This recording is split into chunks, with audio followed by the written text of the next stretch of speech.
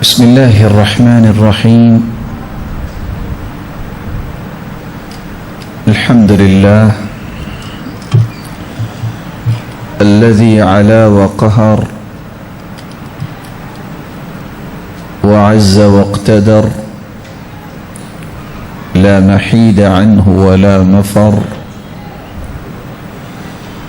اطلع فستر، رحم فغفر، دعي فأجاب، لطيف بالعباد. الصلاة والسلام على من بلغ الرسالة وأدى الأمانة ونصح الأمة وتركنا على المحجة البيضاء ليلها كنهارها لا يزيغ عنها إلا هالك. أما بعد، فأعوذ بالله من الشيطان الرجيم. إن الذين يتلون كتاب الله وأقاموا الصلاة وأنفقوا مما رزقناهم سرا وعلانية يرجون تجارة لن تبور. لائق عزت تکریم سامعین مکرم، اللہ ذو الجلال ہم سب کے خالق و مالک اور رازق ہیں۔ اس مالک الملک کا احسان عظیم ہے جس نے ہماری رشت و ہدایت کے لیے سرتاج رسول محمد الرسول اللہ صلی اللہ علیہ وسلم کو ہادی و مرشد بنا کے بھیجا۔ اس مبارک ہستی نے جس دستور اور آئین کی روشنی میں امت کی تربیت فرمائی، وہ آئین اور دستور خود ایک بہت بڑی نعمت اور اللہ کا احسان ہے جس کو قرآن مجید کے نام سے یاد کیا جاتا ہے۔ انسانی زندگی کا یہ سفر جس میں اس کی تمنائیں اور خواہشیں یہ ہوتی ہیں کہ کسی بھی کاروبار میں اسے نقصان نہ ہو، خسارہ نہ ہو، پریشانی نہ ہو، دکھ اور مصیبت نہ ہو، بلکہ وہ اپنی زندگی کے تمام تر امور کو فوائد کے ساتھ جوڑتا ہے، پروفٹس کے ساتھ جوڑتا ہے، بلندی کے ساتھ جوڑتا ہے، عظمت کے ساتھ جوڑتا ہے، اور ساتھ یہ دل کی اتھا گہرائیوں سے سوچتا اور پلاننگ بھی کرتا ہے کہ میں نے اس میں نقصان نہیں اٹھانا، لیکن یہ تو اللہ کے فیصلے ہیں۔ دنیا کے ہر پروجیکٹ میں نقصان ہو سکتا ہے۔ ایک ایسا پروجیکٹ جس کو ربانی پروجیکٹ کہا جا سکتا ہے،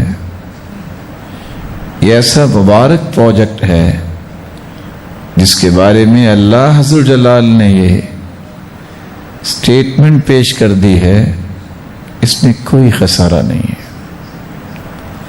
یہ ایسی تجارت ہے، یہ ایسا کاروبار ہے جس کے اندر اللہ نے خسارہ نہیں رکھا، صرف فوائد ہی فوائد، ثمرات ہی ثمرات، پروفٹس ہی پروفٹ ہے۔ وہ کون سا پیکج ہے، وہ کون سی تجارت ہے؟ اللہ ذو الجلال نے اس تجارت کے 3 زاویے بیان کیے۔ ان الذین یتلون کتاب اللہ، بے شک وہ لوگ جو اللہ ذوالجلال کی کتاب کی تلاوت کرتے ہیں، وَأَقَامُوا الصَّلَاةَ، صرف تلاوت پر اکتفا نہیں کرتے، قرآن مجید کو پڑھنا ہی صرف وہ کافی نہیں سمجھتے، بلکہ اس قرآن کا رنگ ان پہ نظر آتا ہے۔ پابندی وقت کے ساتھ وہ نمازوں کو قائم کرتے ہیں، نماز کی شروط اور خشوع اور خضوع اور اس کے فرائض کا اہتمام کرتے ہوئے نماز پڑھتے ہیں۔ وَأَنفَقُوا مِمَّا رَزَقْنَاهُمْ، اور اس مبارک مشن قرآن مجید کی تلاوت اور نماز کی پابندی، ان دو باتوں کو مضبوط بنانے کے لیے وہ اپنے مال کو خرچ کرنے میں کبھی بخل نہیں کرتے۔ یرجون تجارتاً، یہ تین کام کرنے والے، قرآن مجید سے وابستگی،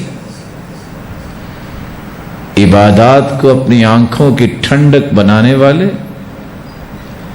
اور اللہ کا دیا ہوا، اللہ کے دین کی سربلندی کے لیے خرچ کرنے والے، یرجون تجارتاً لن تبور، یہ ایسی تجارت میں شریک ہوئے ہیں جس تجارت میں اللہ نے خسارہ رکھا ہی نہیں ہے، کبھی ان کی محنت رائے گا نہیں گئی، کبھی ان کی کوشش اور کاوش بے فائدہ نہیں ہوگی، کبھی ان کی محنت اور مشقت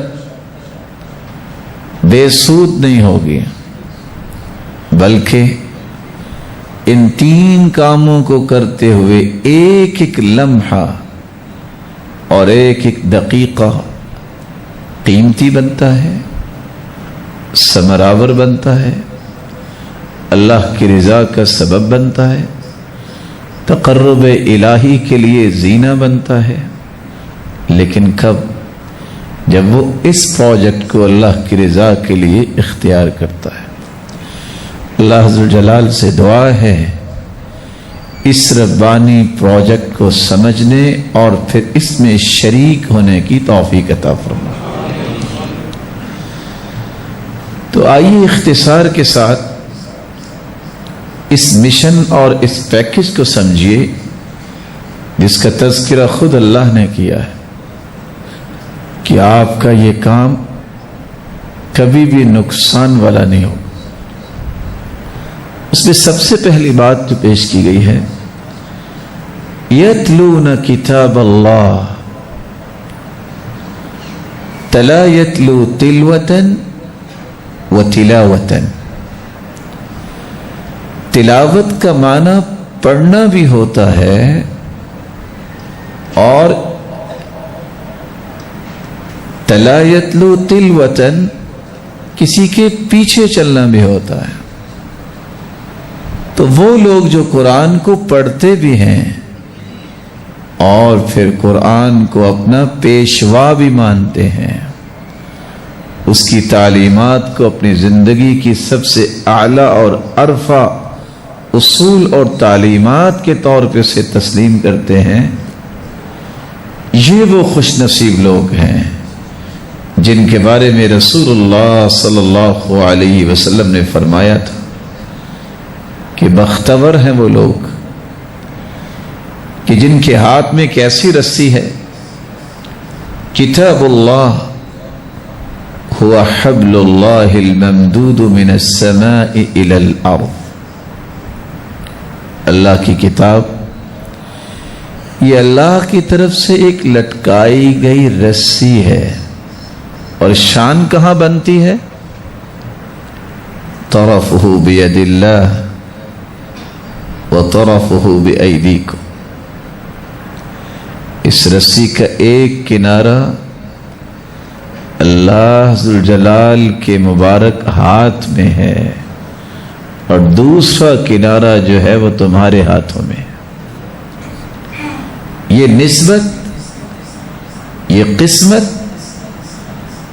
ایسی عظیم نسبت اور قسمت ہے کہ اگر اس کا شکر ادا کرنے کے لیے ساری زندگی انسان سجدے میں پڑا رہے تو اس کا شکر ادا نہیں ہو سکتا. یہ وہ دستور اور آئین ہے جس کی ایک ایک شک انسان کی زندگی کو بارونق اور روشن کرنے والی ہے.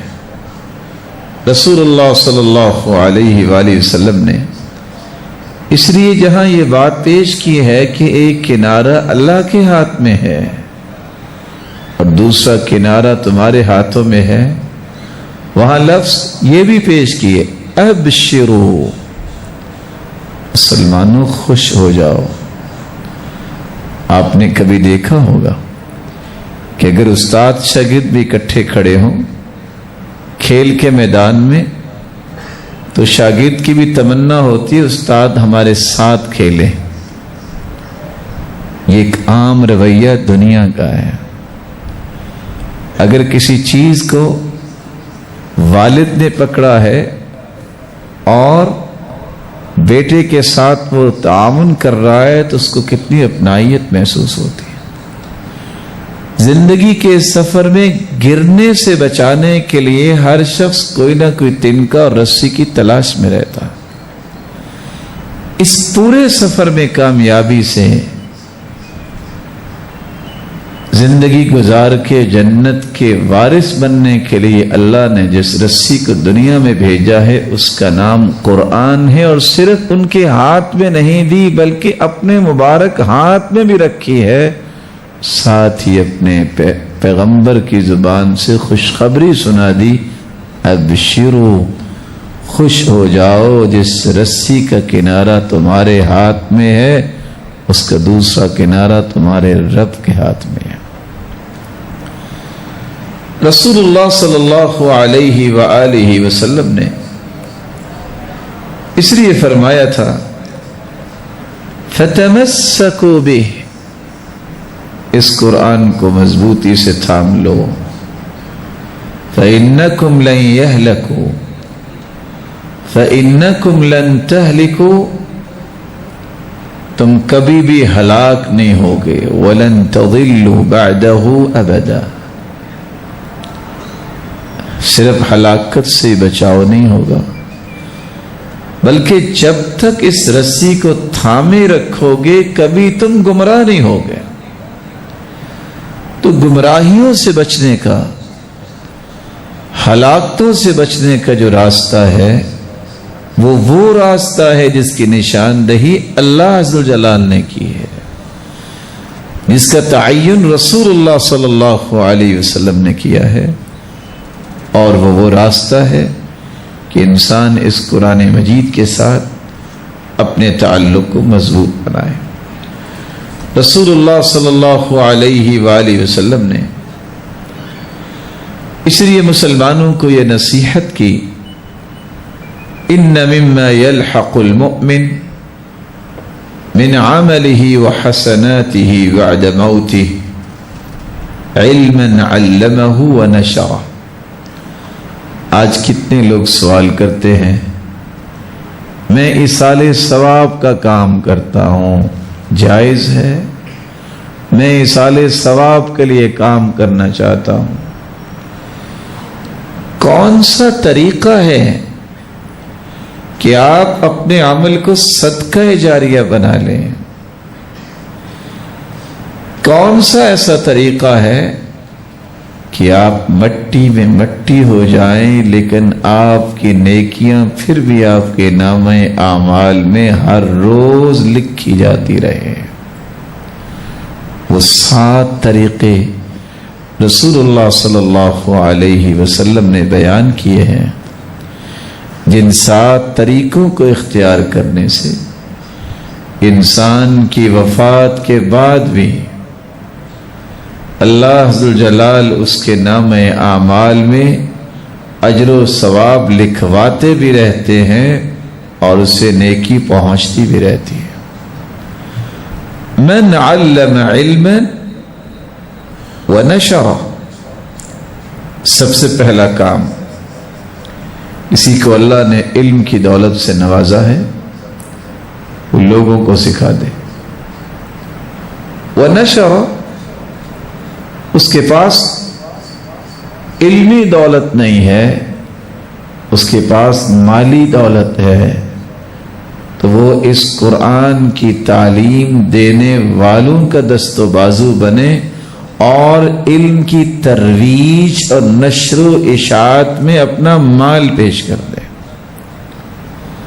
یہ ایسا عمل ہے جس کو رسول اللہ صلی اللہ علیہ وسلم نے سر فہرست بیان کیا ہے، کیونکہ سب سے بڑا صدقہ جاریہ وہ علم ہے۔ اس لیے امام سفیان رحمہ اللہ کہا کرتے تھے، لا اعلم درجة افضل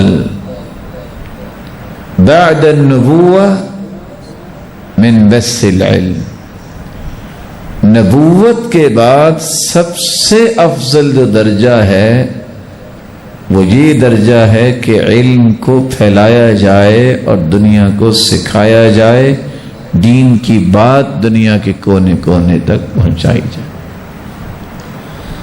اور امام ابن الجوزی رحمہ اللہ تعالی اس لیے کہا کرتے تھے، کسی بندے کی اگر یہ تمنا بن جائے کہ وہ سویا ہوا بھی ہو تو اس کی نیکیاں لکھی جائیں، وہ فوت بھی ہو جائے تو اسے نیکیاں پہنچتی رہیں، اس کا ایک ہی راستہ ہے، فَلْيَنْشُرِ الْعِلْمِ، اسے چاہیے کہ وہ علم کی نشر و اشاعت کو اپنی زندگی کا تھیم بنا لے۔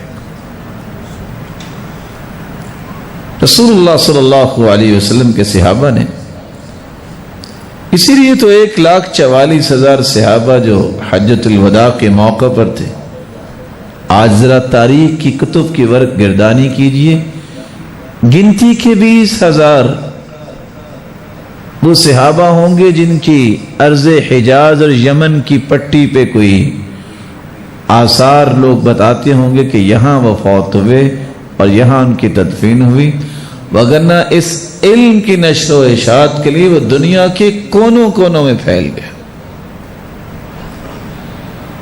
علم کی نشر و اشاعت، علم سکھانا، یہ پہلا طریقہ ہے جو انسان کے لیے سب سے بہترین صدقہ جاریہ، سب سے ثمر آور اور سب سے قیمتی صدقہ جاریہ۔ رسول اللہ صلی اللہ علیہ وآلہ وسلم نے جہاں عشرہ مبشرہ جن کو ایک ہی جگہ پہ 10 صحابہ بیٹھے تھے سب کو جنت کی بشارت دی، وہاں صرف سارے قرآن کے قاری تو نہیں تھے، وہاں عبد الرحمن ابن عوف کا بھی نام آتا ہے،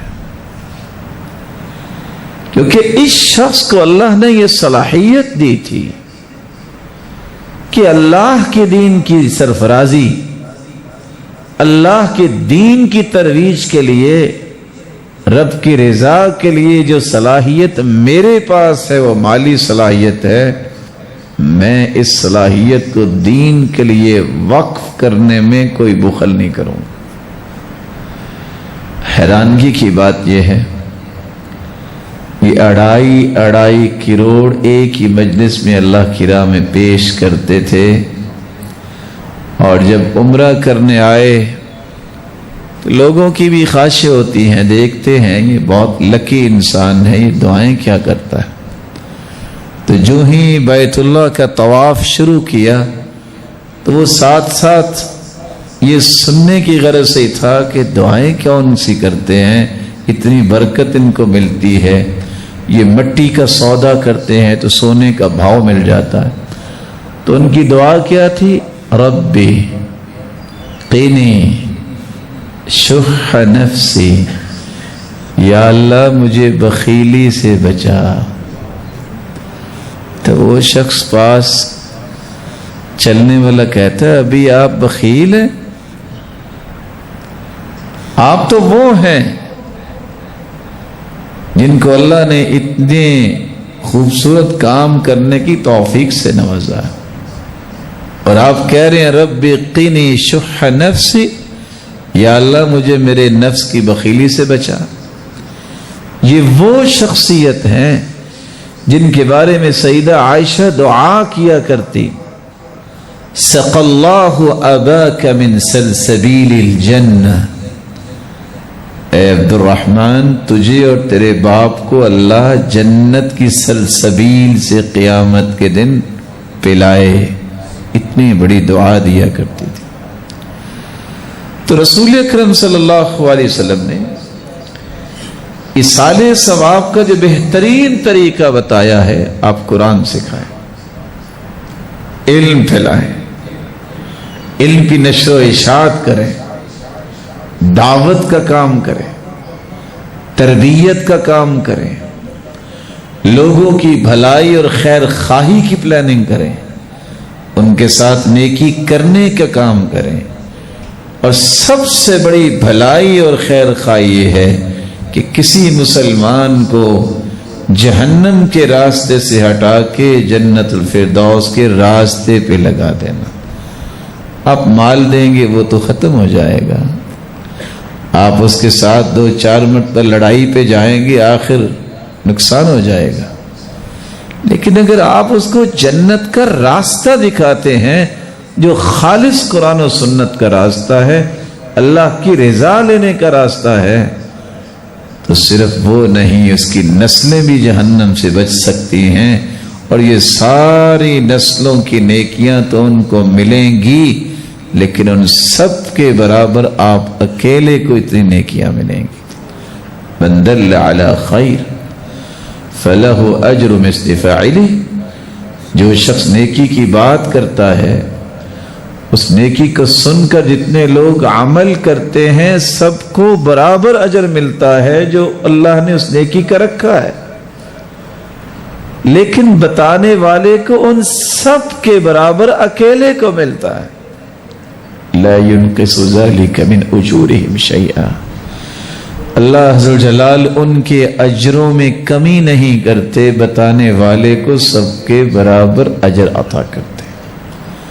دوسرا طریقہ وَوَلَدًا صَالِحًا تَرَكَهُ، ایصال ثواب کا یہ طریقہ سیکھیے۔ صدقہ جاریہ کا یہ دوسرا طریقہ ہے، دنیا سے جانے والا نیک بچہ چھوڑ کے گیا ہے، صالح اولاد چھوڑ کے گیا ہے، جو نیکیاں کرتی رہتی ہیں اور اس کے نام اعمال میں وہ پہنچتی رہتی ہیں۔ اس کا مطلب یہ نہیں ہے کہ اولاد کو نہیں ملتا، اولاد کو پوری نیکی ملتی، لیکن جو بھی نیکی اولاد کرے گی نیک ہے۔ انسان دنیا سے جا چکا ہے، اللہ اس کو ان تمام نیکیوں کے برابر اجر و ثواب عطا کرتے ہیں۔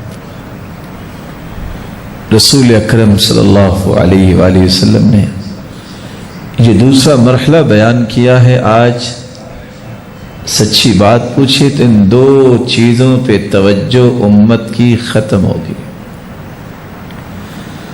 آج حالت یہاں تک پہنچی ہے، اگر مبالغہ نہ سمجھا جائے، 100 میں سے کتنے لوگ ہیں جو کم از کم اپنے والد کی وفات پہ اس کو شرعی غسل دینے کی صلاحیت رکھتے ہیں، اور اس کے لیے بخشش کی دعائیں اور جنازہ پڑھانے کی ان کے اندر صلاحیت ہے؟ کتنے لوگ ہیں؟ کیا اس اولاد کے لیے انسان حلال و حرام کی تمیز چھوڑتا ہے کہ جو میرے اور آپ کے فوت ہونے کے بعد کبھی دعا کے لیے ہاتھ ہی نہ اٹھائے، اس قابل ہی نہ ہو کہ وہ غسل دے سکے، اس قابل ہی نہ ہو کہ وہ کبھی رات کی تاریکیوں میں والدین کے لیے اللہ سے گڑ گڑا کے دعائیں بھی کر سکے، وہ جنازہ پڑھانے کے بھی قابل نہ ہو، اس کو نیک اولاد تو نہیں کہتے۔ نیک اولاد جس کے بارے میں رسول اللہ صلی اللہ علیہ وسلم نے فرمایا تھا، ان الرجل لترفع درجته فی الجنہ، قیامت کا دن ہوگا، ایک شخص کا درجہ بلند ہوگا، وہ کہے گا یا ربی انا لی ھذہ، اللہ یہ درجہ مجھے کیسے مل گیا، میں نے تو یہ کام نہیں کیا تھا۔ جواب ملے گا کہ جو آپ کا درجہ جنت میں بلند کیا گیا ہے نا، پتہ اس کی وجہ کیا ہے؟ باستغفاری ولدک لک، تیرے بچے نے تیرے لیے بخشش طلب کی جس کے نتیجے میں تیرے درجے کو بلند کر دیا ہے۔ سلف صالحین میں سے ایک شخص آتا ہے اور آ کے کسی صالح انسان کو پوچھتا ہے بتاؤ میں نیک ہوں کہ نہیں؟ اب یہ تو طے کرنا بہت مشکل ہے نا، کہا یہ تو اللہ ہی جانتا ہے۔ کہا نہیں بتاؤ، اللہ نے آپ کو بڑا علم عطا کیا۔ اصرار پر انہوں نے کہا کہ ایک سوال کا جواب دے دو، میں بتا دیتا ہوں کہ تم نیک ہو کہ نہیں۔ سوال کیا ہے اور جواب کیا ہے؟ کہ صرف اتنا بتاؤ، کیا تم اپنے والدین کے لیے دعائیں کرتے ہو؟ قال نعم، دعائیں تو کرتا ہوں۔ کہا پھر تم نیک انسان ہو۔ کبھی آپ نے کیسے کہہ دیا کہ دعا میں کرتا ہوں تو میں نیک انسان ہوں؟ صحیح مسلم کی روایت ہے اذا مات ابن آدم انقطع عمله الا من ثلاث، من صدقة جاریہ او علم ينتفع به او ولد صالح يدعو له۔ انسان جب فوت ہو جاتا ہے تو اس کے سارے اعمال منقطع ہو جاتے ہیں، تین باقی رہتے ہیں، صدقہ جاریہ، یا وہ علم جس سے لوگ نفع حاصل کر رہے ہیں، جو علم چھوڑ کے گیا، اور تیسری چیز ولد صالح یدعو لہ، وہ بچہ جو صالح ہوتا ہے، جو دعا کرتا ہے اپنے والدین کی۔ آج میرے اور آپ کے لیے بھی لمحہ فکریہ ہے، اکیلے بیٹھ کے ضرور سوچئے گا ہم میں سے کتنے ہیں جو اپنے والدین کے لیے روزانہ دعائیں کرتے ہیں۔ یہ لمحہ فکریہ ہے کہ آج وفائیں ختم ہو گئی ہیں۔ ہونا تو یہ چاہیے کہ ہر روز جب میری اور آپ کی آنکھ کھلے تہجد کے وقت، فجر کے وقت، تو وہ دعائیں پڑھنے کے بعد الحمدللہ الذی احیانا بعدما اماتنا والیہ النشور، الحمدللہ الذی رد علی روحی وعافانی فی جسدی واذن لی بذکرہ۔ ان دعاؤں کے بعد رسول اکرم صلی اللہ علیہ وسلم نے جو بات سمجھائی ہے کہ اگر آنکھ کھل جائے تو کوئی یہ پڑھ لے سبحان اللہ والحمد للہ ولا الہ الا اللہ واللہ اکبر ولا حول ولا قوت الا باللہ، یہ الفاظ کہہ کے جو بھی انسان دعا کرے اللہ اس کی دعا کو رد نہیں کرتے۔ سب سے پہلی دعا جو آپ کو کرنی چاہیے اپنی ہدایت کے بعد اپنے والدین کے لیے دعا کیجیے۔ اللہم اغفر لی ولی ابی، اللہم اغفر لی ولی والدی، اللہ مجھے بھی معاف فرما اور میرے والدین کو بھی معاف فرما۔ یہ وفا ہے، ان وفاؤں سے ہاتھ کھینچنے والے وفادار نہیں ہوتے ہیں۔ ولد صالح یدعو لہ، نیک بننا ہے تو ان کے لیے دعائیں کیجیے۔ رسول اکرم صلی اللہ علیہ وآلہ وسلم نے بھی جو دوسرا طریقہ بتایا ہے صدقہ جاریہ کا، یہ سال ثواب کا، اولاد چھوڑ کے جاؤ تو نیک اولاد چھوڑ کے جاؤ۔ نیک کیسے بنے گی؟ علم سیکھنے سے۔ نیک اولاد کیسے بنے گی؟ اس کو نیک لوگوں کے ساتھ بٹھایا کرو، نیک لوگوں کی باتیں پڑھایا کرو، نیک لوگوں کی باتیں سنایا کرو، تبھی ان میں نیکی کا جذبہ آئے گا۔ رسول اکرم صلی اللہ علیہ وآلہ وسلم نے ایک تیسری بات بھی بیان کی، وَمُصْحَفًا وَالرَّسَ، ایصال ثواب، صدقہ جاریہ، قبر میں چلے جانے کے باوجود جو نیکیاں ڈپازٹ ہوتی رہیں گی، وہ تیسرا عمل کون سا ہے؟ مصحفاً والرسا، قرآن مجید اس نے وراثت میں چھوڑا ہے۔ کبھی آپ نے سنا ہے کہ کسی گھر میں وراثت تقسیم ہوئی ہو تو کسی نے یہ بھی کہا ہو کہ والد کا قرآن مجھے چاہیے؟ کبھی ویسے سنا ہے کسی جھگڑے میں؟ سب کا جھگڑا یہ ہوگا، وہ پلاٹ اچھا تھا وہ اس نے لے لیا، وہ کارنر پلاٹ تھا، یہ پیچھے گلی میں یہ مجھے دے دیا، ساری زندگی اس بات پہ رونا ہوگا۔ وہ اس کو مل گیا، یہ مجھے مل گیا۔ کبھی کسی نے یہ نہیں سوچا ہوگا کہ میرے والد کا علم بھی تو وراثت ہے، اس کے نیک اور صالح اعمال بھی تو وراثت ہیں، اس کی اچھی عادتیں اور خصلتیں بھی تو وراثت ہیں۔ وَوَرِثَ سُلَيْمَانُ داود، سیدنا داود کا صرف ایک ہی بیٹا تو نہیں تھا، تذکرہ صرف سلیمان کا اللہ نے کیا ہے، کیونکہ صحیح وارث بننے والے داود کے سیدنا سلیمان علیہ السلام تھے۔ سلف کیا کرتے تھے؟ کبھی اس پہ ہماری نظر بھی جانی چاہیے۔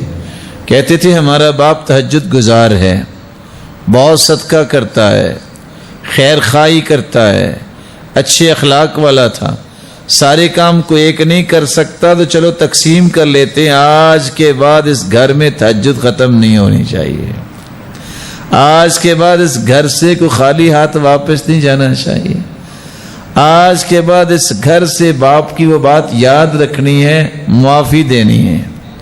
لوگ تو ایسے ہی کرتے تھے۔ اس لیے ابو بکر ابن ابی عیاش امام شعبہ جب فوت ہونے لگے تو بہن پاس تھی، رونے لگے۔ کہا کیوں رو رہی ہو؟ کہا آپ کے فراق میں۔ کہا یہ سامنے ستون دیکھ رہی ہو؟ اس ستون کے ساتھ بیٹھ کے میں نے 18,000 مرتبہ قرآن ختم کیا ہے۔ یہ وہ لوگ ہیں جن کو سمجھ آئی کہ صدقہ جاریہ کس کو کہتے ہیں۔ اور بیٹے کو کیا کہہ رہے ہیں؟ بیٹا صرف ایک ہی میری خواہش ہے، اس گھر میں نے قرآن ہی پڑھا ہے، جب تک تیری زندگی ہے اس گھر میں رہتے ہوئے اللہ کی نافرمانی نہ کرنا۔ یہ صدقہ جاریہ، یہ مشن ہے، یہ منہج ہے، یہ منہاج ہے۔ والدین تو اپنی اولادوں کی جہاں تربیت کرتے ہیں، ولدن صالحا ترکہ پہ عمل کرتے ہیں کہ اولاد نیک چھوڑ کے جانی ہے، ہر وقت دعائیں کرتے ہیں۔ آج تو ہم سے یہ فرصت بھی نہیں ملتی کہ اولاد کے لیے دعا کر دیں۔ صبح اٹھ کے دعا کیا کریں، اللہم اہدنی و اولادی، اللہ مجھے بھی ہدایت دے، میری اولاد کو بھی ہدایت دے۔ اللہم اجعلنا ہداۃ مہدا الی صراط مستقیم، اللہ ہم سب کو ہدایت یافتہ بنا دے اور پھر ہدایت دینے والا بھی بنا دے، ہمارے ہاتھوں پہ خیر کو جاری کر دے، ہم لوگوں کی ہدایت کا باعث بھی بنے، اور اس سے پہلے ہمیں ہدایت دے۔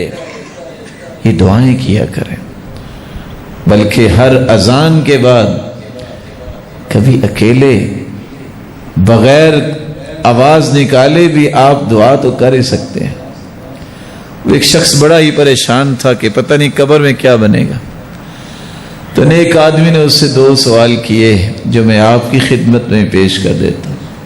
کہتا ہے تم قبر سے اتنا خوفزدہ ہو، قیامت سے اتنا خوفزدہ ہو، ایک بات تو بتاؤ، وَهَلْ تُصَلِّي إِذَا كُنْتَ وَحْدَكَ، کبھی اکیلے ہوتے ہو تو نماز پڑھتے ہو؟ لوگوں کے سامنے تو ساری پڑھتے ہیں نا، فرض نماز تو ہوتی لوگوں کے ساتھ، جب اکیلے ہوتے ہو تو کبھی نماز پڑھتے ہو؟ قال نعم، جی ہاں۔ وَهَلْ تَسْتَغْفِرُ إِذَا عَصَيْتَ، جب کبھی کمی کوتاہی ہو جائے تو فوراً توبہ کرتے ہو؟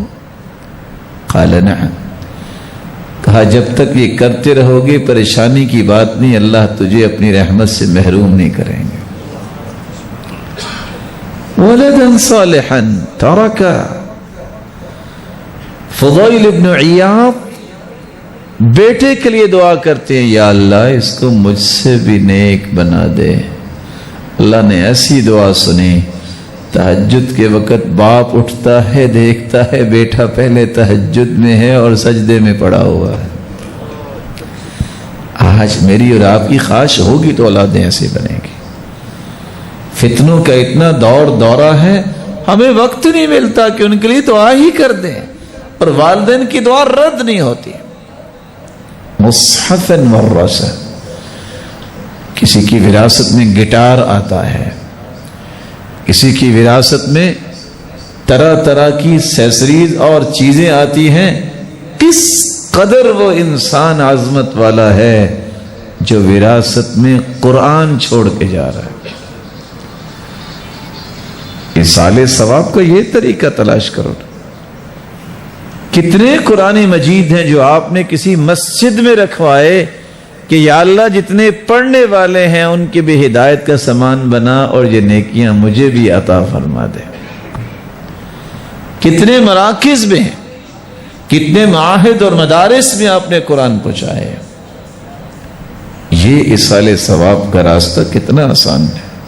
آپ صلی اللہ علیہ وسلم نے ایک چوتھی بات بھی بیان کی، او مسجدن بنا، او مسجدن بنا۔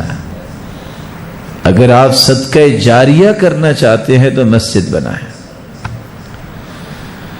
من بنا مسجدا یبتغی بہ وجہ اللہ بنى اللہ لہ بیتا فی الجنہ، جو اللہ کا گھر بناتا ہے اللہ کی رضا کے لیے، چھوٹا ہو یا بڑا ہو، بلکہ حدیث کہتی ہے وَلَوْ قَدْرْ نَفْحَسِ قَطَعَ، بٹیر جتنی جگہ بھی اگر تعمیر کوئی کروا دیتا ہے۔ اور چوتھی روایت نے تو کمال ہی کر دی، او اصغر من ذالک، اس سے بھی چھوٹی جگہ کی تعمیر کا بندوبست کرنے والے کا اللہ جنت میں گھر پورا ہی بناتے ہیں۔ مسجد نبوی کو جب بہت خوبصورت بنایا گیا تو کچھ لوگوں نے یہ کہا کہ اللہ کے رسول نے تو اتنا خوبصورت بنانے سے منع کیا ہے۔ تو سیدنا عثمان تشریف لائے، کہتے ہیں میں تمہیں اللہ کی قسم دیتا ہوں یہ حدیث کس نے سنی ہے؟ بتائیے کہ جو اللہ کا گھر جیسا دنیا میں بناتا ہے اللہ اس سے اچھا جنت میں اس کا گھر بنائے گا۔ میں نے مسجد نبوی کو اس لیے مزید وسیع کیا اور خوبصورت بنایا ہے کہ میرا رب میرا جنت میں گھر اس سے بھی وسیع بنائے۔ مسجد بنا، جس شخص کا مسجد سے تعلق ہوتا ہے صرف اتنا، کتنا؟ میں نے نماز پڑھنے جانا۔ حدیث نے واضح کر دیا ہے کہ قیامت کے دن جب کوئی سایہ نہیں ہوگا اللہ ایسے عرش کا سایہ عطا کریں گے۔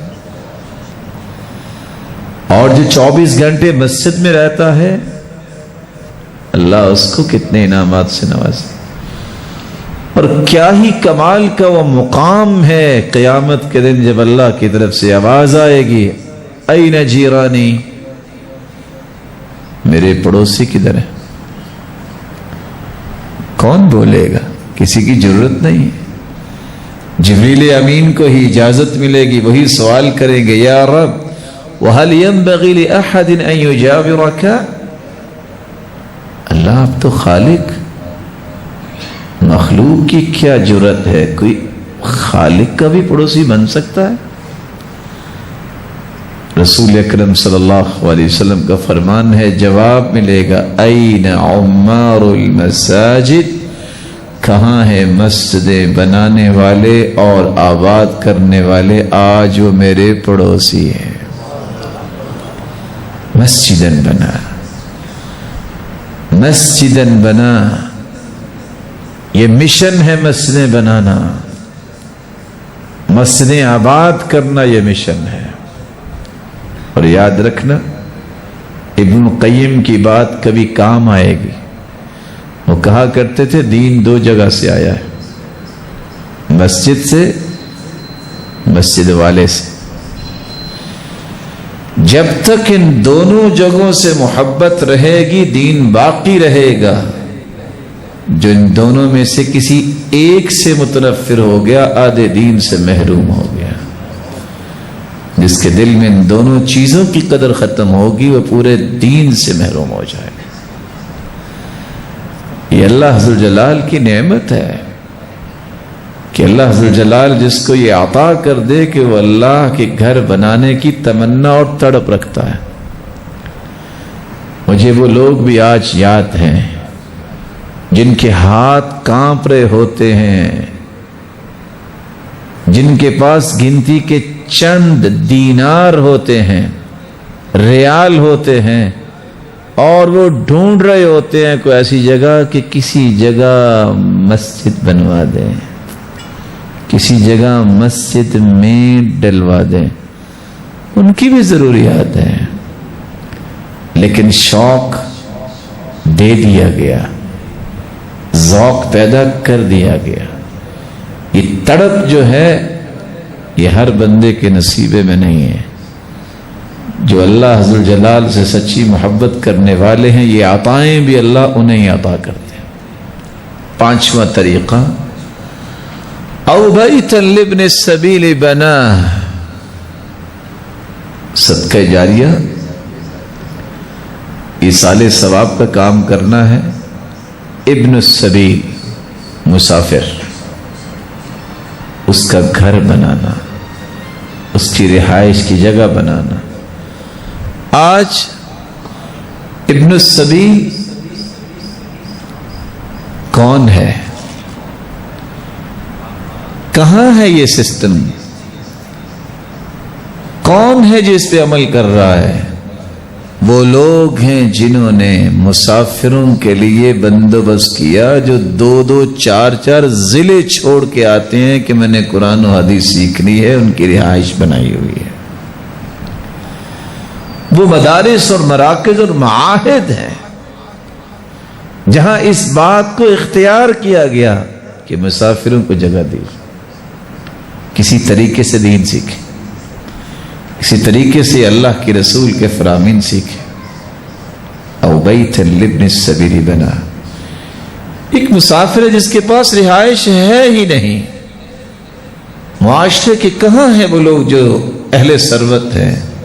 کبھی اپنے علاقے میں انہوں نے دیکھا کہ کتنے لوگ ہیں ان کے پاس سر چھپانے کو جگہ نہیں ہے، اور ان کی اپنی کوٹھی 6 کنال پہ ہے۔ نو ڈاؤٹ وہ اپنی 8 کنال کی بھی بنائیں، اس پہ اعتراض نہیں ہے، ضرورت ہے تو بنائیں، لیکن کیا صرف یہ نشہ ہونا چاہیے کہ میرا ہی گھر بن جائے اور اتنا بڑا کہ رہنے والے 4 لوگ ہیں اور کمرے 40 ہوں، اور آپ کے پڑوس اور آپ کی بستی اور آپ کے شہر اور آپ کی سراؤنڈنگ میں ایسے لوگ ہو جن کے پاس سر چھپانے کے لیے بھی جگہ نہیں؟ یہ زندگی کا کون سا تصور ہے؟ وہ کہاں سے لوگ آئیں گے جس طرح کی باتیں سوچیں گے؟ کیا اللہ فرشتوں کو بھیجیں گے؟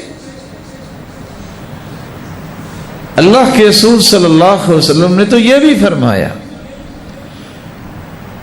وہ شخص کیسے کامل مومن بن سکتا ہے جو سیر ہو کے سو جائے اور اس کے پڑوسی بھوکا ہو؟ ہمیں اپنی فوٹنگ چیک کرنی چاہیے، ہمیں دیکھنا چاہیے کہ اس وقت ہم کہاں کھڑے ہیں۔ یہ خیر خواہی، یہ محبت مسلمانوں کی، یہ انسانیت کی حفاظت کرنے کا شعور بیدار جب تک نہیں ہوتا، اس وقت تک قومیں نہیں بنتی، معاشرے نہیں بنتے۔ اللہ عز و جلال ہم سب کو یہ شعور نصیب فرما دے۔ بیتا لابن السبیل بنا۔ مجھے وہ یاد آ رہا جب ایک انسان اپنی بیٹی کی شادی کرنا چاہتا تھا، لوگ شادیوں پہ کیا کچھ اجاڑتے ہیں، اس نے 10 کروڑ لگایا ہے اور اس نے 20 لگایا، اس نے 100 کروڑ لگایا ہے۔ اس نے شادی پہ کھانا تو جتنے لوگوں کو کھلانا تھا، خواہش تو اس کی کچھ اور تھی، لیکن 92 ایسے لوگوں کو چابیاں دی جن کے پاس گھر نہیں تھا، گھر بنا کے چابیاں ان کو تحفے کے طور پہ پیش کی۔ 100 کا ارادہ تھا، 8 بن نہیں سکے، لیکن جو بن چکے وہ 92 گھر اس نے فقیروں میں تقسیم کر دیے۔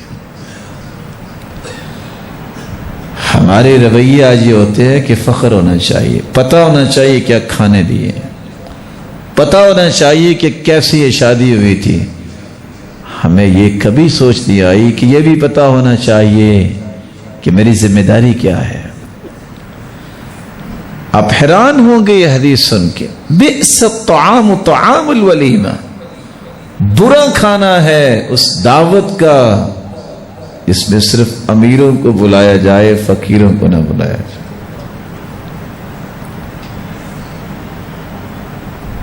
دوسری روایت کے الفاظ کیا ہے؟ بلایا ان کو جاتا ہے جو نہیں آنا چاہتے۔ وہ کون ہیں؟ سارا دن کھاتے رہتے ہیں امیر۔ منع ان کو کیا جاتا ہے جو آنا چاہتے ہیں، جن کے پاس 2 ٹائم کا لقمہ نہیں ہے۔ خیر خواہی کو آباد اپنے دل میں کیجئے، نیکی کیجئے، یہ جذبات پیدا کیجئے۔ یہ اصل وہ جذبات ہے جو اسلام کی بنیاد تھی۔ ذرا صحیح بخاری کو کھول کے تو دیکھیے، اسلام کی بنیادیں کیا ہیں، کس طرح مکہ سے سب کچھ لٹا کے چھوڑ کے جب مدینہ پہنچے تو ایک صحابی یہ کہتا نظر آتا ہے، اللہ کے رسول یہ میرا بھائی بن گیا نا۔ اچھا میرے بھائی، قریش کو بھی پتا ہے کہ سب سے زیادہ میں مالدار ہوں مکہ مدینہ میں، آج کے بعد آدھا مال تیرا اور آدھا میرا۔ یہ نظریہ نہیں ہے، یہ حقائق گراؤنڈز ہیں آپ کی، اس کے ساتھ کنسرن آپ کے ہونے چاہیے۔ اللہ کے رسول میں اجازت دیتا ہوں 2 میری بیویاں ہیں، میں ایک کو طلاق دے دیتا ہوں، یہ اس سے شادی کر لے۔ یہ بنیادیں ہیں آپ کے اسلامی معاشرے کی۔ یہاں تو بنیادیں یہ رہ گئی کہ کسی کو گرانا کیسے ہے، لیگ پولنگ کیسے ہو سکتی ہے، کسی کو بدنام کیسے کیا جا سکتا ہے، کسی کو ذلیل کر کے اپنے آپ کو بلند کیا جا سکتا ہے۔ اسلامی معاشرے کی کوئی بھی اقدار نہیں۔ اسلامی معاشرے کی اقدار یہ ہیں کہ دوسرے کو بچانے کے لیے بھی اگر مجھے بھوکا مرنا پڑتا ہے تو مجھے اس پہ پرواہ نہیں ہے۔ وہ قصے تو سارے ہی سناتے اور سنتے ہیں، کہا اس کو پانی پلا دو، اس کو پانی پلاؤ، نہیں اس کو پانی پلا دو۔ یہ باتیں لکھی ہوئی تو ہیں، جس نے بھی لکھی ہے، بولی بھی جاتی ہیں، جب تک یہ عمل میں نہیں آئے گی اس کا رنگ نظر نہیں آئے گا، ثمرات نہیں آئے گا۔ اس لیے آپ صلی اللہ علیہ وسلم جیسا معاشرہ نہ آج تک بن سکا، نہ قیامت تک بن سکے گا۔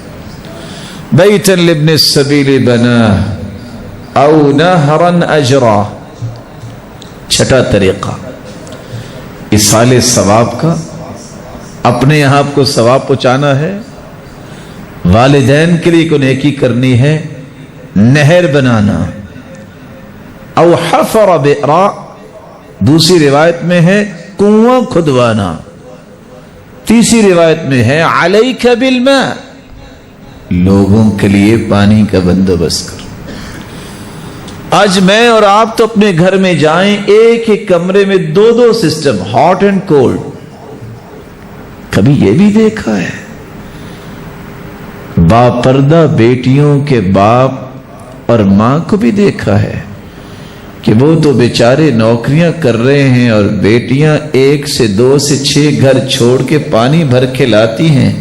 یہ میری انسانیت ہے کہ میں 6 کنال کے گھر میں رہوں اور ان کے لیے گھر میں پانی کا بندوبست بھی 20 سے 25 ہزار میں نہیں کر سکتا.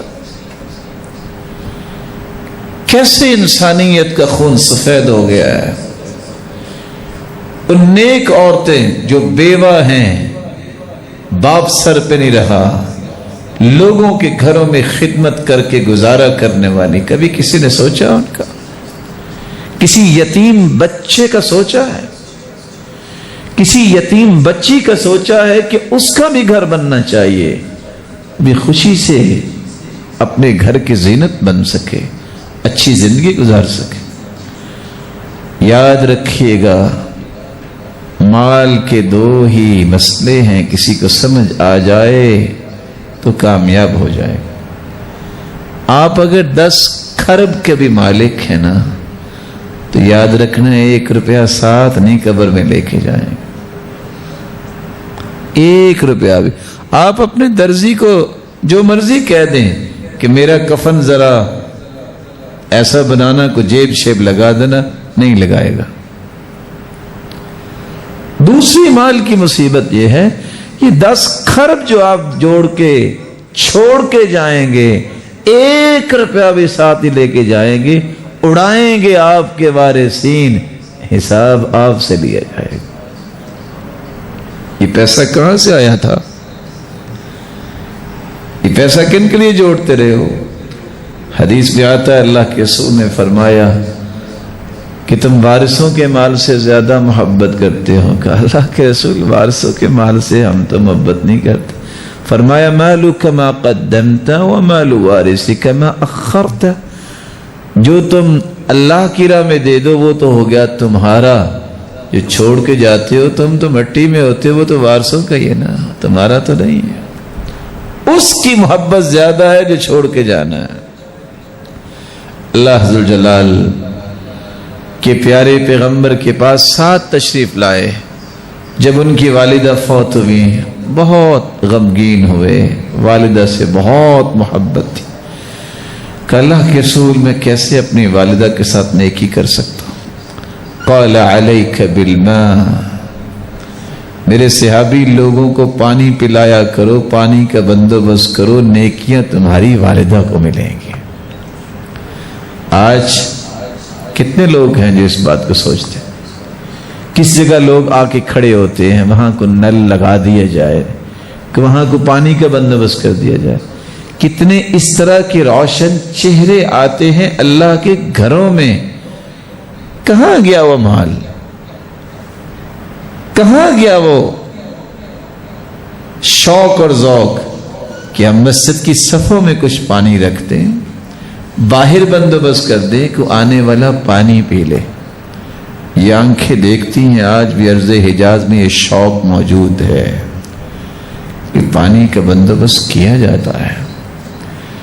اور مجھے وہ قصہ یاد آ رہا ہے، جب ایک شخص نے یہی بات سنی تو اس نے طے کر لیا کہ میں بھی اپنی والدہ کے لیے نیکی کروں گا اور ہر مسجد میں میں پانی کا بندوبست کروں گا. ایک دن ایک مسجد میں گیا تو پانی کا بندوبست نہیں تھا. کہتا اچھا آفس سے واپس آتا ہوں تو پھر میں بندوبست کرواتا ہوں. جب عصر کے وقت آیا تو دیکھا تو پانی کا بندوبست ہو چکا تھا. رونے لگ گیا، میری قسمت میں نہیں تھا. مسجد کا امام کہتا ہے کیوں پریشان ہو؟ کہا یہ نیکی کی نیت کی تھی، کسی اور کو مل گئی. کہا پریشان کیوں ہوں، آپ کا بیٹا ہی تو لگوا کے گیا ہے. جو والدین نیکی سوچتے ہیں تو میرے بھائیوں یہ شعور، یہ نیکی کا شوق منتقل بھی ہوتا ہے اولادوں میں. رسول اکرم صلی اللہ علیہ وسلم نے فرمایا او نہرن اجرا. صدقہ جاریہ کا چھٹا طریقہ یہ ہے پانی کا بندوبست کیجیے. آپ ایک لمحے کے لیے سوچئے سخت گرمی میں کتنی پانی کی ضرورت ہوتی ہے. زندگی میں بہت سارے پہلو آپ نے دیکھے ہوں گے، وہ پہلو میری آنکھوں سے کبھی غائب نہیں ہوا. جب لوگ ایک روڈ تعمیر کر رہے تھے، مرد اور عورتیں. برف توڑ کے اس کا چھوٹا سا ٹکڑا منہ میں ڈال کے سخت گرمی میں پتھر اٹھا کے سڑک بنا رہے تھے. کیا ہمیں اللہ کا شکر نہیں کرنا چاہیے کہ اللہ عز و جلال نے کبھی اس طرح کا موقع نہیں آنے دیا؟ کیا ہمارے اوسان خطا نہیں ہونے چاہیے کہ یہ کیا ہو رہا ہے کہ وہ بھی مسلمان ہیں، وہ بھی اللہ کی مخلوق ہے، ان کے لیے بھی کچھ سوچنا چاہیے کہ ہم پانی ٹھنڈا بھی ان تک نہیں پہنچا سکتے، پانی کا بندوبست بھی نہیں کر سکتے. رسول اکرم صلی اللہ علیہ وآلہ وسلم نے تو اتنا فرما دیا کہ کتے کو پانی پلانے والی بدکار عورت کو اللہ نے اس لیے معاف کر دیا. کس کو؟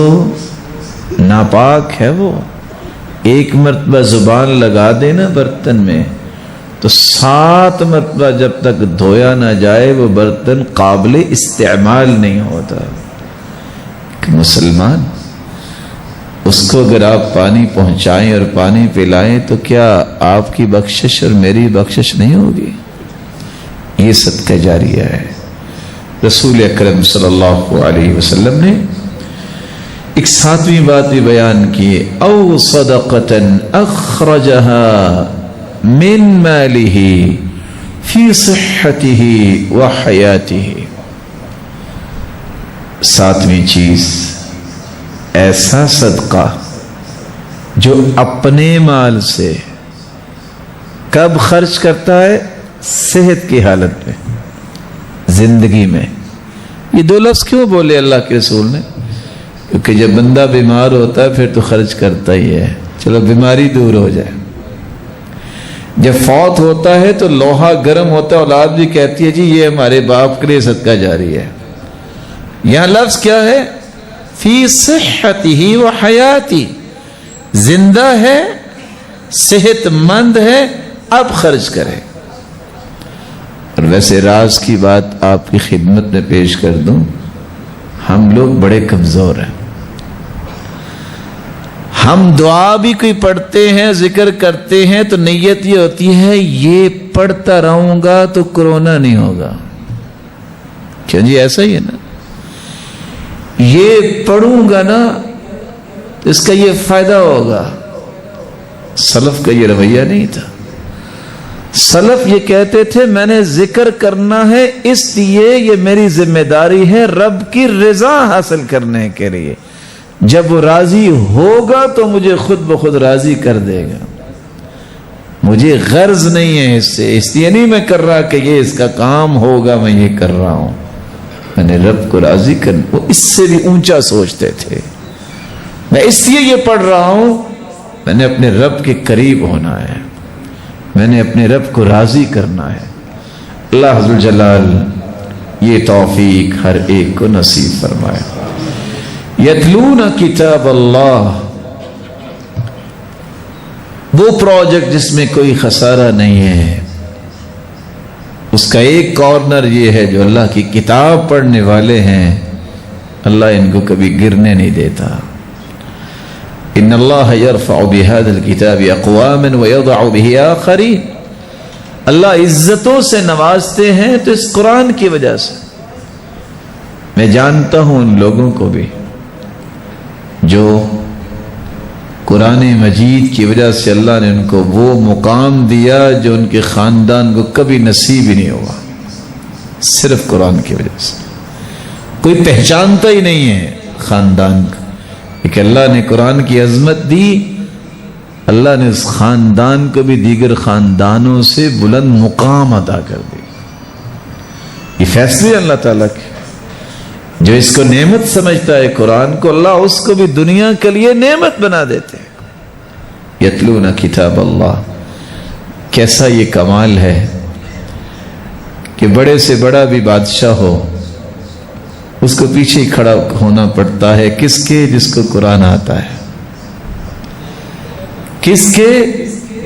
جو قرآن پڑھنا جانتا ہے. بادشاہ ہو یا فقیر.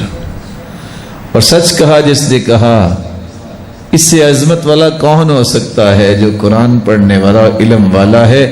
قرآن والے سے اور علم والے سے آگے بندہ جاتا ہی اس وقت ہے جب فوت ہوتا ہے, جب اس کا جنازہ پڑا ہوتا ہے, وگرنہ دنیا میں اللہ ہمیشہ پیچھے ہی رکھتے ہیں. اور یہ سبق بھی ہے کہ اگر تم سمجھو گے نا کہ تم اس سے آگے ہو تو اس وقت ہی سمجھ سکتے ہو جب تم فوت ہو جاؤ گے, جنازہ ہی آگے پڑا ہوتا. یہی وہ قرآن ہے. جب آپ قبر میں جائیں گے تو سوالوں کے جواب دیں گے تو وہاں فرشتے پوچھیں گے کہ آپ کو جواب کیسے آئے, تو مومن کی زبان سے یہ بات نکلے گی. صحیح بخاری کی روایت میں کوڈ کرنے لگا ہوں, دونوں تینوں روایتوں کے الفاظ کیا ہیں؟ قرأت القرآن. جواب میں نے اس لیے دے دیے میں نے قرآن پڑھا تھا. وعملت بما فی, جو کچھ قرآن نے کہا میں نے اس پہ عمل بھی کیا. وصدقت بہ, میں نے اس کی تصدیق بھی کی. میں نے کہہ دیا اس سے سچا کلام دنیا میں کوئی نہیں. قبر سے نکلو گے ایک خوبصورت شکل والا انسان آئے گا. کون ہے آپ؟ وہ کہے گا انا عملک الصالح, میں آپ کا نیک عمل. یہ قرآن ہی ہے جو قیامت کو سفارش کرے گا, اس کی سفارش کو مانا جائے گا. اور سفارش بھی کیسی ہے؟ جہاں کسی کے پاؤں میں جوتی نہیں ہوگی, جسم پہ لباس نہیں ہوگا, بال بکھرے ہوئے ہوں گے, کوئی ٹخنوں تک پسینے میں ہوگا, کوئی گھٹنوں تک پسینے میں ہوگا, کوئی کمر تک پسینے میں ہوگا, کوئی منہ تک پسینے میں ہوگا, کوئی 70 ہاتھ پسینے میں ڈبکیاں کھا رہا ہوگا. وہاں انعام و اکرام سے نوازا جائے گا تو کون؟ سب سے پہلے اللہ ذوالجلال کہ پیغمبر نے فرمایا الماہر بالقرآن مع السفرۃ الکرام البررہ, صفیں قیامت کو لگائی جائیں گی. وعرضوا علی ربک صفا, لوگوں کو صفوں میں اللہ کے سامنے پیش کیے جائے گا.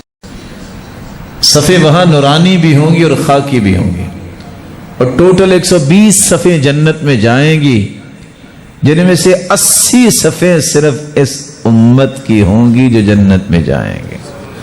باقی 1,24,000 پیغمبروں میں سے آخری پیغمبر کے سوا تمام امتوں میں سے 40 صفیں جنت میں جائیں گے. اس دن کے فیصلے کو کبھی یاد کر لو. بخاری مسلم کی روایت ہے, اللہ فرمائیں گے اے قرآن پڑھنے والے آ جاؤ, آج خاکی صفوں سے نکلو, ان صفوں میں آ کے کھڑے ہو جاؤ جن صفوں میں جبریل امین کھڑے ہیں. بھلا اس سے بڑا بھی کوئی مقام ہے؟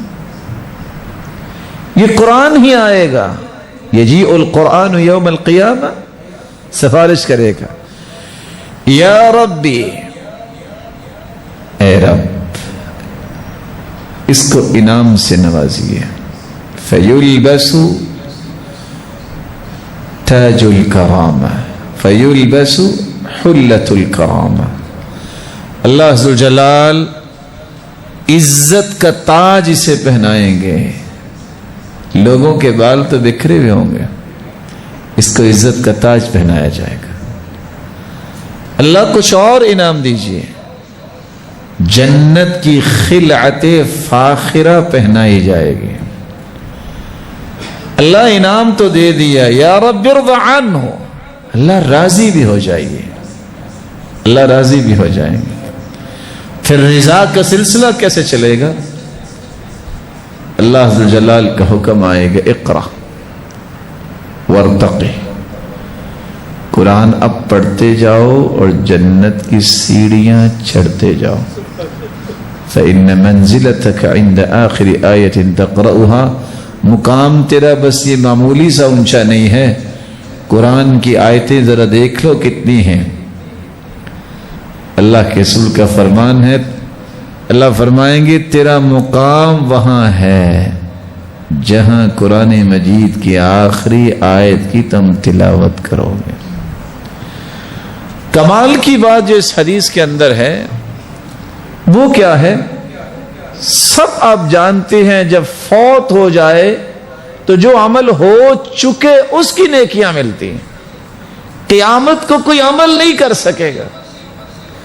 واحد قرآن ہے. جب جنت کی سیڑھیاں چڑھ رہا ہوگا نا وَيُزَادُ بِكُلِّ آیَةٍ حَسَنَةٍ، اللہ اس دن بھی ہر آیت کے بدلے اس کی نیکیوں میں اضافہ کر دیں گے.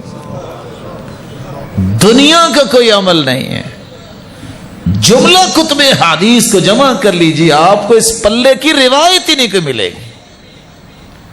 یتلون کتاب اللہ، اللہ کی کتاب کی تلاوت کرنے والے، ان کی تجارت میں کبھی خسارہ نہیں ہے.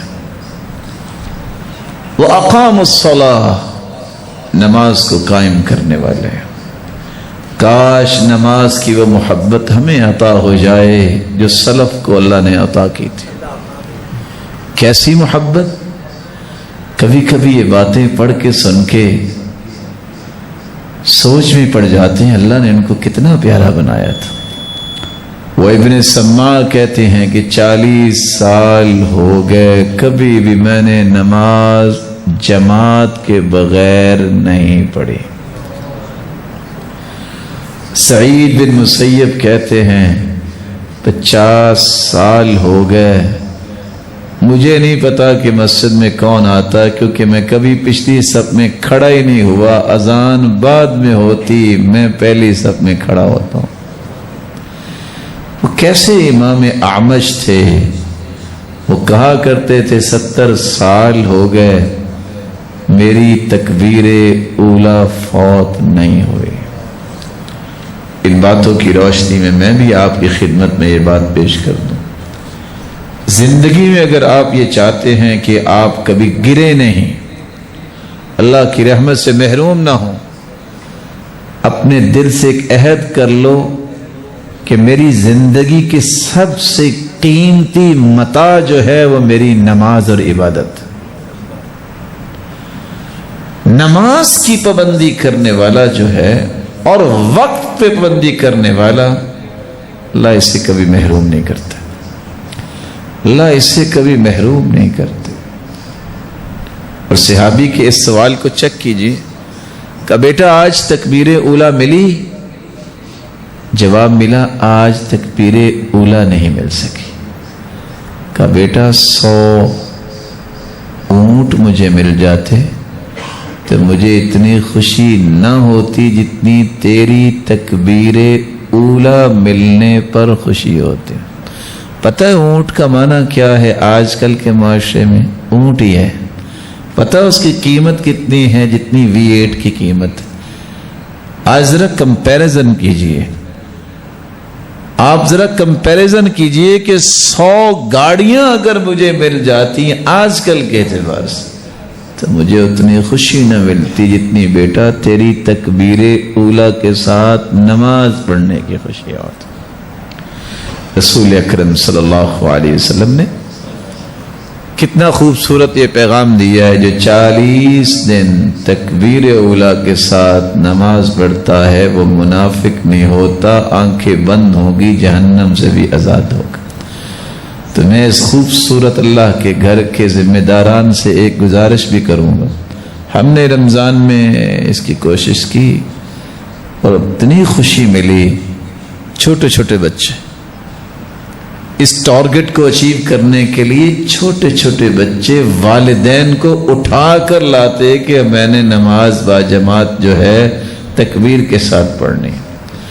آپ کو 10 پیس انعامات کا اناؤنس کریں.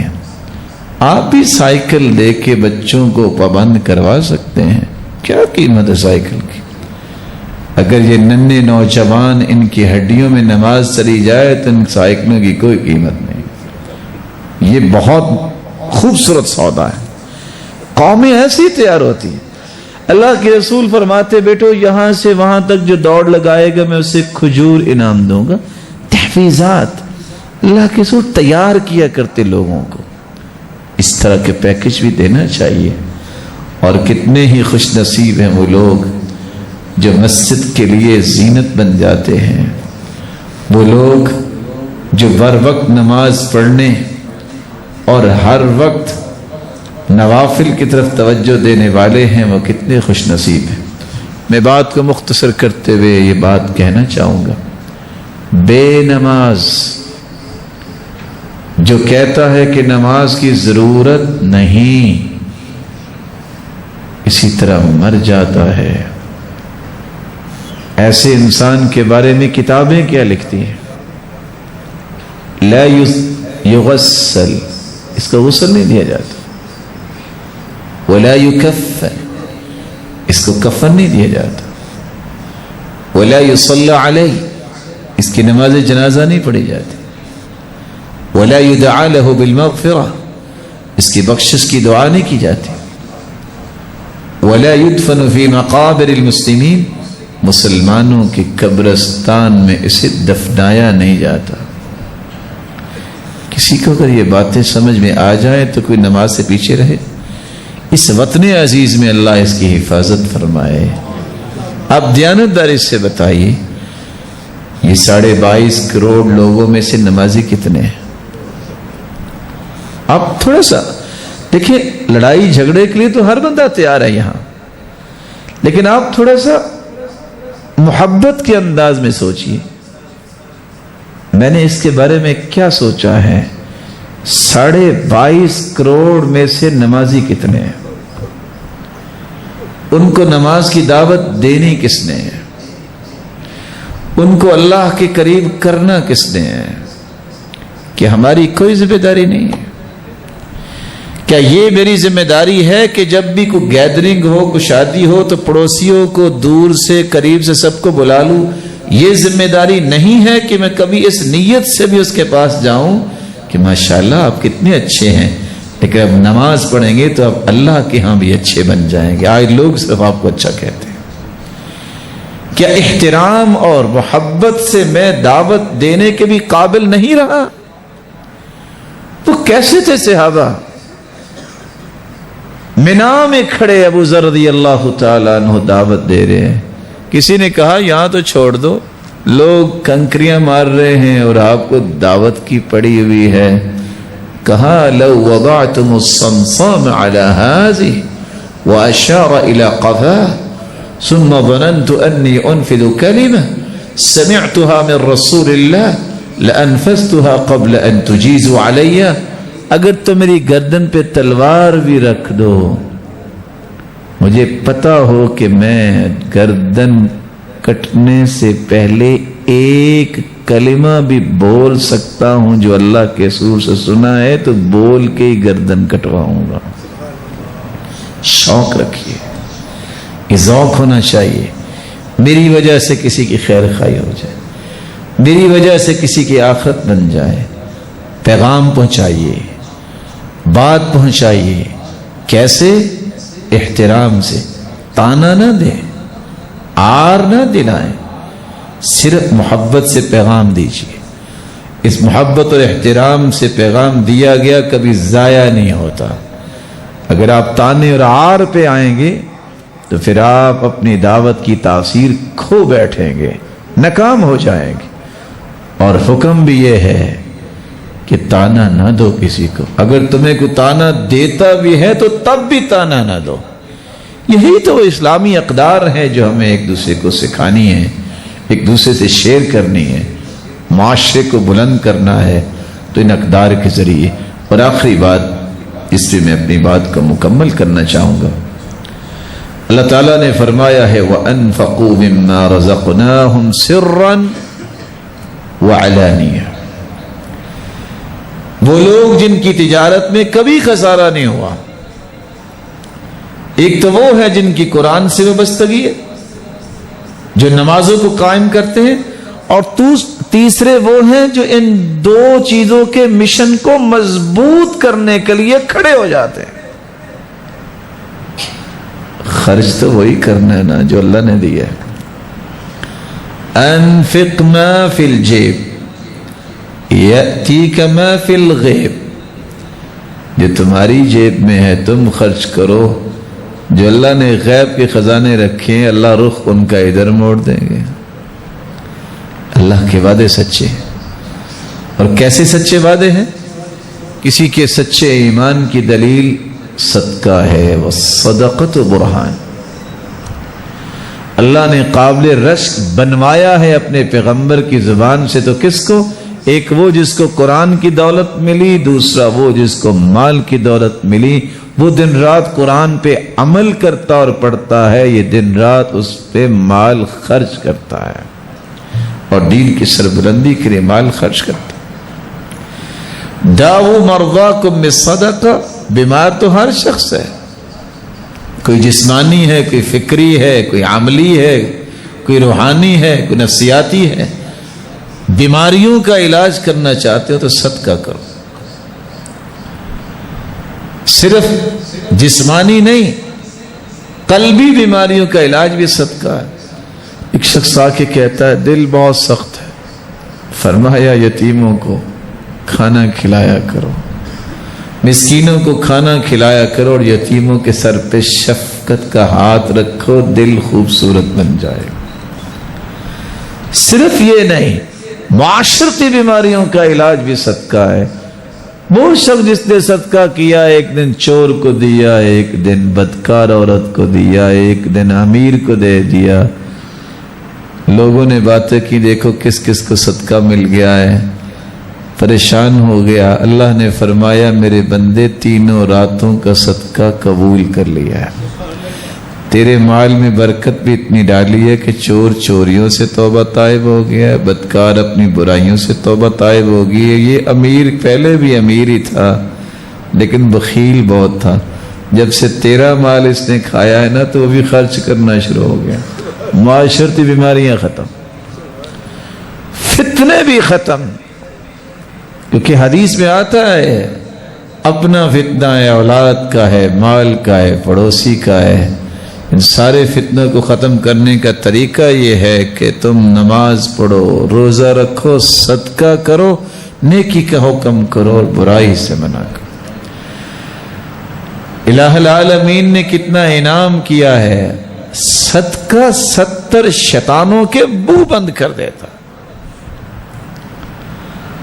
صدقے سے انسان کے گناہ اس طرح دھل جاتے ہیں، والصدقۃ تطفئ الخطیئہ کما یطفئ الماء النار۔ آگ پہ پانی ڈالیں تو آگ ختم ہو جاتی ہے، صدقہ کریں تو برائیاں ختم ہو جاتی ہیں، معاف ہو جاتی ہیں۔ صرف گناہ معاف نہیں ہوتی، اللہ کا غضب بھی ٹھنڈا ہو جاتا، اللہ کا غصہ ٹھنڈا ہوتا۔ الصدقۃ تطفئ غضب الرب وتدفع میتۃ السوء، اللہ بری موت سے بندے کو بچا لیتا۔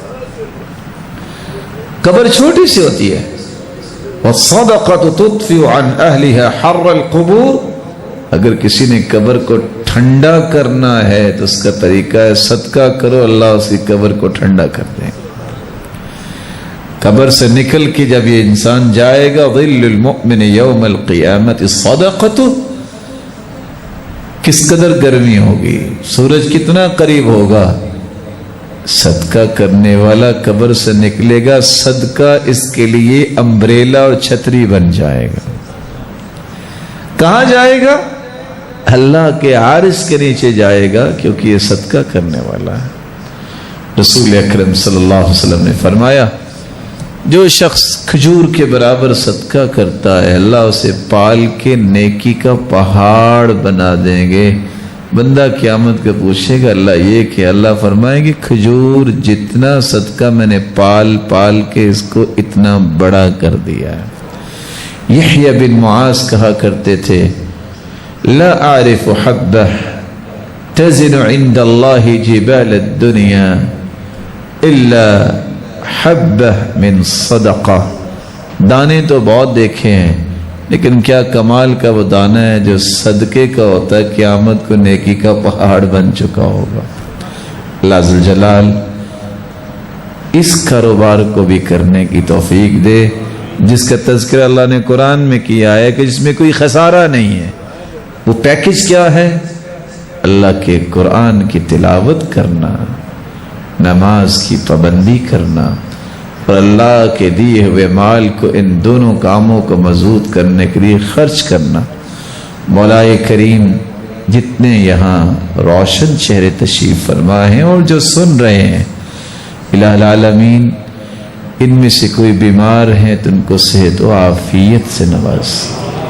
مولا کریم تیری رحمت بہت وسیع ہے، الہ العالمین کوئی بیمار ہے تو صحت یاب کر دے، کوئی تکلیف میں ہے تو اس کی تکلیفوں کو خوشیاں بنا دے، کسی تنگی میں اس کی تنگیوں کو آسانیاں بنا دے، صاحب اولاد ہیں تو ان کی اولادوں کو نیک بنا، دست و بازو بنا، آنکھوں کی ٹھنڈک بنا اور صدقہ جاریہ بنا، بے اولاد کی جھولیوں کو بارونق بنا، مقروض کے غیبی خزانوں سے مدد فرما، بے روزگار کو بھی تونگر بنا دے، مال والے کے مال میں برکت فرما دے، جس طرح تیرے گھر میں جمع ہے اللہ، ان کو ان کے والدین کے ساتھ اور ان کی اولادوں کے ساتھ جنت الفردوس میں اپنے محبوب کے ساتھ جمع فرما اور اپنے دیدار کا مستحق بنا۔